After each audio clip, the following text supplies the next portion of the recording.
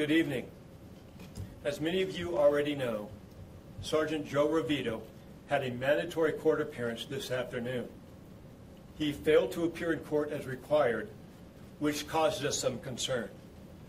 We sent officers out to his residence in an attempt to locate him. After making several attempts to reach him, the decision was made to force entry into his apartment. Once inside, officers found him deceased from an apparent self-inflicted gunshot wound. Like many of you, I too have many questions that remain unanswered. This is still an unfolding investigation, and therefore I can only provide limited details at this time. Are there any questions? Chief, could you tell us, is he a victim of an apparent suicide? Did he take his own life, or do you have a suspect in this case other than him? No, Dave, everything appears to be that this is going to be a suicide, that, it appears to be a self-inflicted gunshot wound at this time, and our homicide unit per protocol is out there doing this investigation, but all signs, all indications are that this is a suicide. Chief, does a suicide speak to the guilt or innocence of Sergeant Ruvido? Dave, that's a great question. This is still an open investigation, and for that matter, we're still looking for additional information or potential victims. So at this time, for the integrity of this case, I'm not going to answer that question to that regards, but it's still very much an open investigation. We know this is an open investigation, but do you know how many gunshots were reported?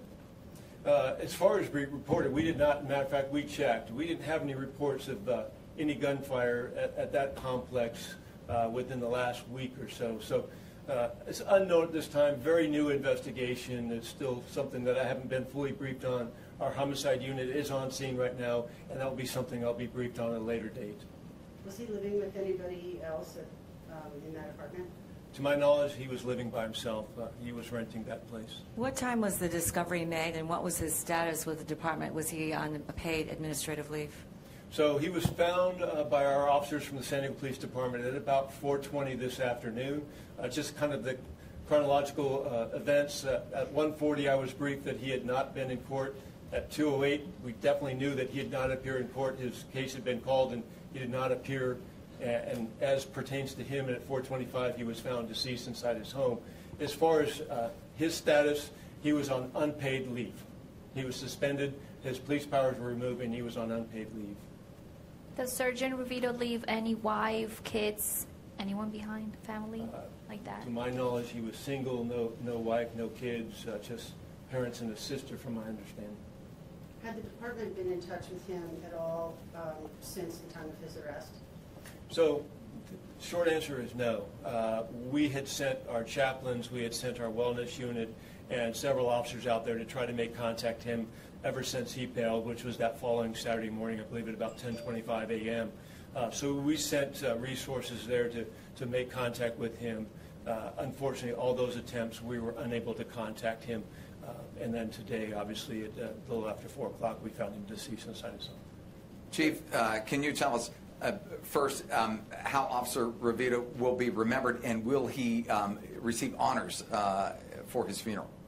That's a tough question, Dave. And, he was a San Diego police officer for 21 years. And obviously, we don't condone what he is accused of, obviously. But he was still a member of this department.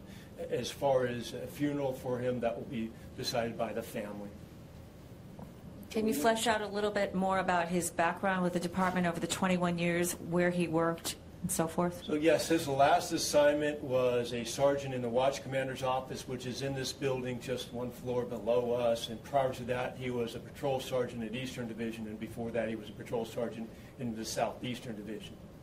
Do we know if anyone had contact with the officer before today?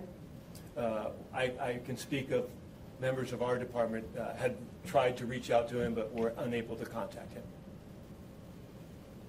Is that it? Chief, does something like this ever happen to this department? I can only speak for the last 31 years. I came on in February of 1988. Obviously, we've had officers commit suicide, sadly, and anytime anybody takes their own life, it's a tragic event. But to my knowledge, I can't recall of an officer that had a court appearance for allegations of a felony who then took his own life. Will the investigation continue? Will this change any way that the investigations continue? No, this will remain an open investigation. And again, we're still seeking anyone with additional information or potential victims.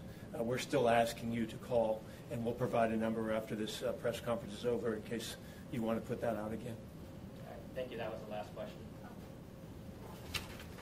Thanks, Chief.